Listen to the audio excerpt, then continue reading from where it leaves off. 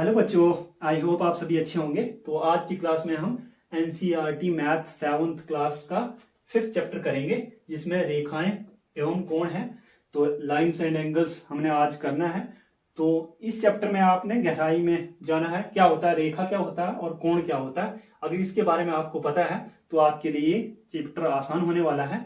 तो आपको बिल्कुल ही घबराने की जरूरत नहीं है। तो इसमें हम स्टार्टिंग करेंगे रेखा से, कोण से। आपने पिछली कक्षाओं में पढ़ा होगा, अगर आपको भूल गए हैं तो मैं आपको एक बार रिवाइज करवा देता हूं, फिर हम चैप्टर पर बढ़ते हैं स्टेप बाय स्टेप। तो रेखा क्या होता है, अब मैं यहाँ एग्जांपल के तौर पर एक रेखा लेता हूं, ठीक है। तो आपको ये मैं बोलता हूं कि ये रेखा है, तो आप बोलेगी हाँ जी। तो क्या रेखा के कोई बिंदु होते हैं? तो नहीं होते हैं। क्यों नहीं होते हैं? क्योंकि ये अनंत तक चलती रहती है। चाहे लेफ्ट साइड होगी, चाहे राइट साइड होगी, चाहे साउथ नॉर्थ किसी भी साइड जा रही है, तो ये रेखा है, ठीक है। ये इन्फिनाइट तक चलती रहती है। और अब बारी आती है, इस पर कितने बिंदु होते हैं? इस पर अनंत बिंदु होते हैं, ठीक है। आपसे कोई पूछे कि रेखा पर कितने बिंदु होते हैं? रेखा पर अनंत बिंदु होते हैं, ठीक है। ये रेखा है। अब रेखाखंड क्या होता है? रेखाखंड होता है जैसे ये है, ये ए बिंदु है, ये बी बिंदु है, तो ये आपका क्या बन गया? ये आपका है रेखाखंड। रेखाखंड, रेखा और रेखाखंड में यही डिफरेंस होता है, ठीक है। रेखाखंड। अब रेखाखंड आपका ये कहीं भी हो सकता है, ये आपका सर्कल में भी हो सकता है ऐसे करके। ये आपका रेखाखंड है, ठीक है, रेखाखंड है। तो ये क्या है? आपका रेखाखंड है, ठीक है। किसका है ये? आपका वृत्त का है या गोले का है, जो भी बोलना चाहें आप तो बोल सकते हैं। उसके बाद बारी आती है, रेखाखंड भी हो गया, रेखा भी हो गया आपका। उसके बाद बारी आती है कि कोण। कोण क्या होता है? कोण भी आपको पता है कि बड़े तरह के होते हैं, पर हमारे को जो बेसिक हमारे को पता होना चाहिए कि कोण क्या होते हैं। अब कोण बड़े सारे टाइप के होते हैं, ठीक है। अब सबसे बेसिक कोण क्या होता है? हम बोलते हैं न्यून कोण। न्यून कोण, न्यून कोण। न्यून कोण क्या होता है? न्यून कोण क्या होता है? ये होता है 90 डिग्री से कम, ठीक है। 90 डिग्री से कम क्या होता है? लेस देन किससे? 90 डिग्री, ठीक है। और क्या होता है? समकोण। समकोण कितने डिग्री का होता है? समकोण, समकोण ये होता है 90 डिग्री का। उसके बाद अधिक कोण हो गया। अधिक कोण इंग्लिश में कभी बाद में पढ़ेंगे। अधिक कोण, अधिक कोण क्या होता है? ये होता है 90 डिग्री से क्या? Greater than. अब मैं यहां लिख देता हूं ग्रेटर देन 90 डिग्री। ये लेस देन हो गया, ये लेस देन का साइन होता है, ये ग्रेटर देन का होता है। मैंने थोड़ा शॉर्ट में लिख दिया, ग्रेटर देन 90 डिग्री, ठीक है।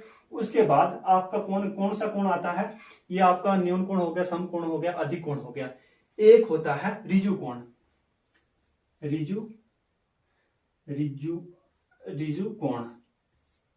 रिजु कोण क्या होता है? ये 180 डिग्री का होता है।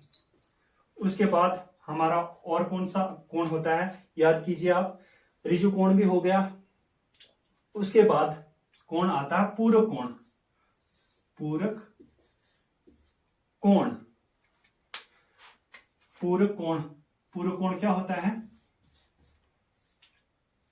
ये युग्म में होते हैं, युग्म में होते हैं। ये युग्म, युग्म का मतलब होता है ये युग्म, युग्म में होते हैं, होते हैं। युग्म का मतलब क्या होता है? जोड़ा होता है, पियर्स होते हैं, पियर्स में होते हैं, पियर्स में, ठीक है। पियर्स आप जोड़े समझते हैं ना, जैसे एक्स वाई है ना, ये जोड़ा है। तो इसी तरीके पूरक कोण के भी जोड़ होते हैं। जब दो कोणों का योग, ठीक है, पूरक कोण में जब दो कोणों का योग, जैसे सपोज करो x प्लस वाई का योग क्या होता है? क्या होता है? 90 डिग्री होता है। तो वो क्या होते हैं? पूरक कोण होते हैं। सपोज करो यहां मैं एक एंगल ले लेता हूं 45 डिग्री, तो दूसरा भी क्या होगा? दूसरा भी हमारा 45 डिग्री होगा, तो तभी हमारा 90 डिग्री होगा। ये x हो गया, मान लो ये y हो गया। इसी तरीके से हम और एंगल भी ले लेते हैं एक, यहां मैं ले लेता हूं एंगल, ये क्या है? 60 डिग्री। दूसरा क्या क्या लेता हूं मैं, ये 30 डिग्री है, तो ये दोनों का योग क्या है, मैं यहाँ x यहाँ y, फिर ये वाला कौन है, तो ये x प्लस वाई कितना हो गया हमारा 90 डिग्री हो गया। तो इसको क्या बोलते हैं, पूरक कोण बोलते हैं। उसके बाद बारी हमारी किस चीज की आती है, कौन से एंगल की आती है, पूरक कोण का। तो मैंने आपको बता दिया कि जिन दो कोणों का योग 90 डिग्री होता है उनको क्या बोलते हैं, पूरक कोण बोलते हैं। इसको इंग्लिश में बोलते हैं क्या, कॉम्प्लीमेंट्री। कॉम्प्लीमेंट्री पूरक कोण को क्या बोलते हैं, कॉम्प्लीमेंट्री क्या एंगल, कॉम्प्लीमेंट्री एंगल बोलते हैं। और इसके बाद और कौन होते हैं, और कौन से कोण होते हैं, मैंने पूरे कोण के बारे में आपको बता दिया। उसके बाद x plus y equal to 90 degree, ठीक है। उसके बाद होते हैं संपूरक कोण, पूरक कोण,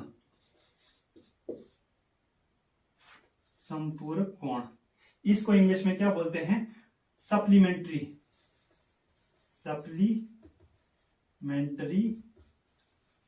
क्या एंगल, सप्लीमेंट्री एंगल। तो ये क्या होता है, ये भी युग्म में होते हैं, इनका भी क्या होता है, युग्म होता है। युग्म क्या होता है इनका भी युग्म होता है। x प्लस वाई इनका युग्म होता है 180 डिग्री का। ये आपने याद रखना, संपूरक कोण में होती है इन कोणों का योग होता है 180 डिग्री, दोनों कोणों का योग। और पूरक कोणों में क्या होता है 90 डिग्री होता है। इसके बाद बारी आती है कौन से एंगल की, 6 क्या हो गया हमारा, प्रतिवर्ती कोण, प्रतिवर्ती एंगल बोलो या कोण बोलो। प्रतिवर्ती एंगल क्या होते हैं, ये 180 डिग्री से क्या होते हैं, ग्रेटर देन होते हैं, और क्या 360 डिग्री से क्या होते हैं, लेस होते हैं, ठीक है। क्या होते हैं, 360 डिग्री से लेस होते हैं। 180 डिग्री से ग्रेटर होते हैं और बड़े होते हैं, 180 डिग्री से बड़े होते हैं और 360 डिग्री से कम होते हैं। तो ये आपने याद रखना है। आई होप आपको समझ आ गया होगा।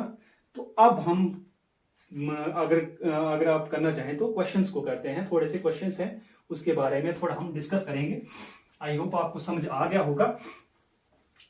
अब बारी आती है, एक आपने सुना होगा कि तिर्यक रेखा होती है, एक रेखा और कौन सी होती है, एक मैंने बोल दिया आपको कि भाई एक क्या होता है, रेखा होती है, एक क्या होता है, रेखाखंड होता है, रेखाखंड।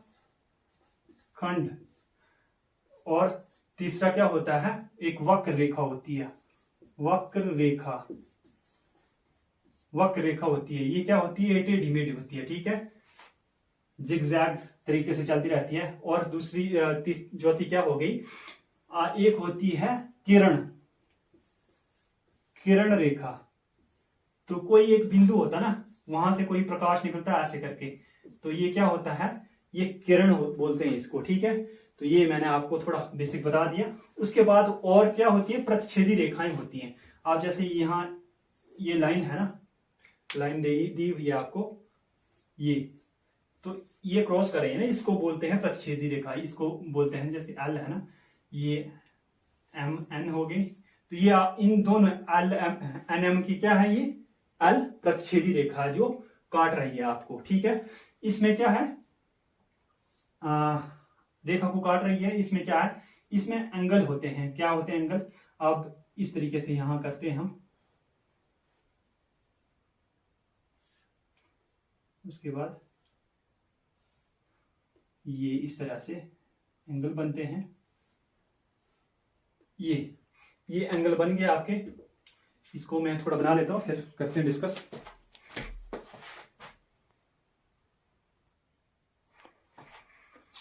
तो फिर जो ये मैंने आपको बता दी प्रतिच्छेदी रेखा क्या होती है।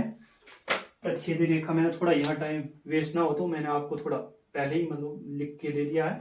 तो ये प्रतिच्छेदी रेखा है, ठीक है, एल और एम एन हमारी क्या है, रेखाएं हैं, ठीक है। इसके बाद ये एंगल बन रहे हैं कि 1 2 3 4 5 6 7 8 ये एंगल बन रहे हैं।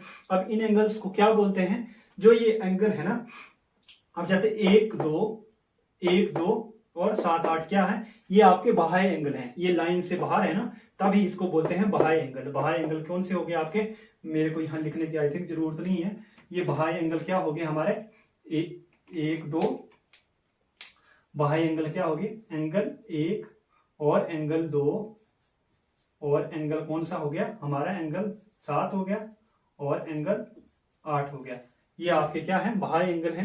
अंतः एंगल क्या है आपके, एंगल 3 एंगल 4 और एंगल 5 एंगल 6। इनको क्योंकि ये रेखा के अंदर है, 3 4 5 6 रेखा के अंदर है और रेखा के बाहर कौन से, 1 2 और 7 8।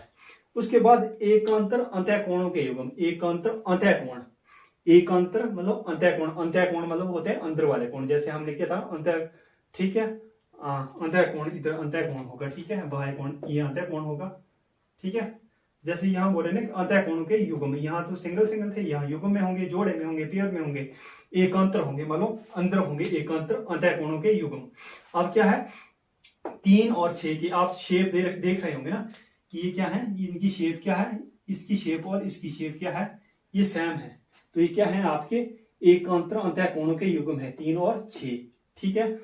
उसके बाद अब कौन सी बारी आती है हमारी, बारी आती है 4 और 5 एंगल की। 4 एंगल और जो ये 5 एंगल है, ये आपका क्या है, अंतः कोण का युग्म है, एकांतर अंतः कोण का। एकांतर बाह्य कोणों का युग्म क्या होता है, बाह्य कोणों का युग्म आप इसी तरीके से होगा, जैसे यहाँ 1 है, 1 का एकांतर, 1 का एकांतर बाह्य कोण क्या होगा, 1 का उल्टा क्या होगा, 8 होगा। आपने ये क्वेश्चंस में आपको अगर एंगल दिया होंगे ना, यहाँ सपोज करो यहाँ 40 डिग्री है, यहाँ 50 डिग्री है, तो इसका ऑपोजिट 1 का 50 डिग्री का एकांतर बाह्य कोण क्या होगा, यहाँ x दिया होगा, तो आपने क्या लगना है, यहाँ अगर 50 है ना एकांतर बाह्य कोण, अगर आपका 1 50 है तो 8 भी आपका क्या होगा, 50 होगा। क्यों होगा, क्योंकि ये सेम है, ठीक है। इसी के लिए इस जो आपकी जो ये सिस्टमैटिक प्रतिच्छेदी रेखा के एंगल बताए हैं ना, तभी बताए हैं कि आपको एंगल्स जो डिफाइंड करने हैं, ज्ञात करने हैं, वो आसान हो जाए। तो एक का सेम एंगल क्या होगा, 8 होगा एकांतर बाह्य कोण। उसके बाद 2 का क्या होगा, 2 का 7 होगा। इसी तरीके से अंतः कोण का आपने एक बार फिर याद रखना है, 3 को एकांतर अंतः कोण क्या होगा, 6 होगा, 4 का क्या होगा, 5 होगा। इसी तरीके से संगत कोणों के युग्म, संगत कोण क्या होंगे, अब 1 है, 1 का संगत कोण क्या है, ये एक ही लाइन पर है, ये आपको पता है कि लाइन कितने डिग्री की होती है, 180 डिग्री की होती है, 180 डिग्री की होती है। 1 का संगत कोण का युग्म क्या है, संगत कोण क्या है, इसी लाइन पर है ना, तब ये संगत कोण कहलाते हैं जब एक लाइन पर हो, ठीक है। 1 का कितना है, 5 है, उसके बाद 2 का 6 है, उसके बाद 1 का 7 है, 2 का 8 है। ये आपके किसके एंगल्स के टाइप हैं, ये आपने याद रखने हैं, क्योंकि यहां तो आपके एंगल दिए हैं, पर हो सकता है कि संख्या क्या बोलते हैं ड्रॉ लाइन पर, जैसे आपकी लाइनें दी है ना प्रतिच्छेदी रेखा, वहां आपको एंगल भी दिए हों।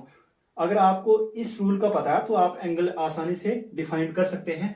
उसके बाद इसी चैप्टर में क्या आता है, तिरछेदी रेखा। तिरछेदी रेखा हमने पढ़ लिया कि क्या होती है, ये वाली तिरछेदी रेखा आपकी।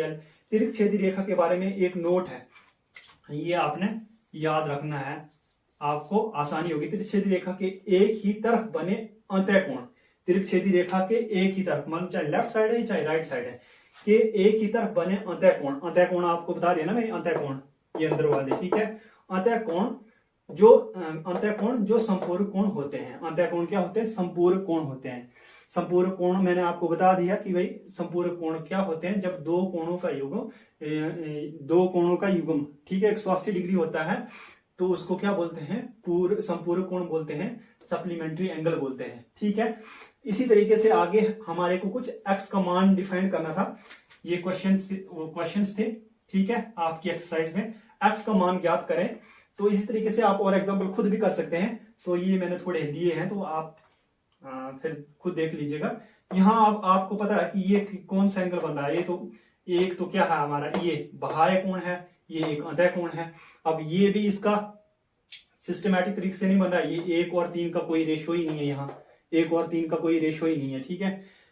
तो आप क्या करेंगे, जैसे ये संख्या रेखा होती है ना, संख्या रेखा आपको पता है कि 180 डिग्री की होती है। अब ये रिजु लाइन क्या होती है, रिजु कोण क्या होते हैं 180 डिग्री के, ठीक है।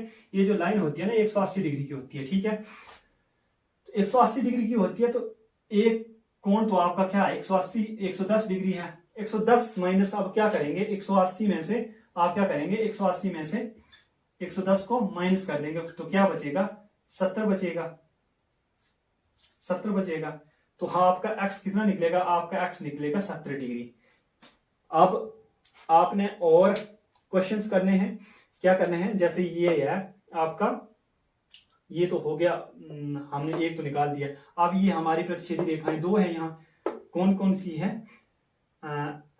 यहाँ M बोलो, और आप M और N आपकी प्रतिच्छेदी रेखाएं हैं, जो ये समांतर रेखाएं कौन सी हैं, दूसरी A और B है। तो आपको यहाँ पूछा हुआ कि x का मान आपने ज्ञात करना है। यहाँ तो आपका एंगल क्या है 100 डिग्री है, यहाँ 80 है।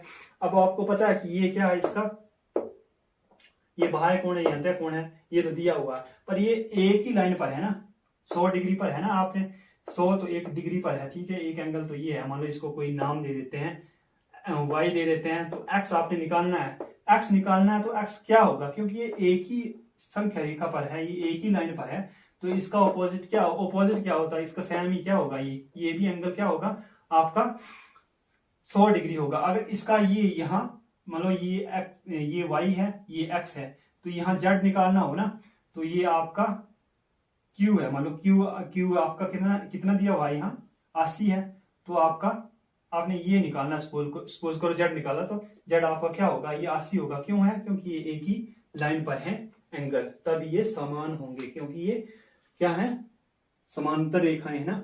तो इसी तरीके से आपने इन क्वेश्चंस को सोल्व करना है। उसके बाद एल एम के समानांतर है, ठीक है। एल एम के समानांतर है, क्या एल एम के समानांतर है, समानांतर है कि नहीं है। समानांतर तभी होगी जब इन दोनों कोणों का योग 180 डिग्री होगा, ठीक है। ये आपने फैक्ट याद रखना है कि जब दो कोणों का योग 180 होता है तभी वो समानांतर होते हैं, जब प्रतिच्छेद करती हैं दो रेखाएं, ठीक है।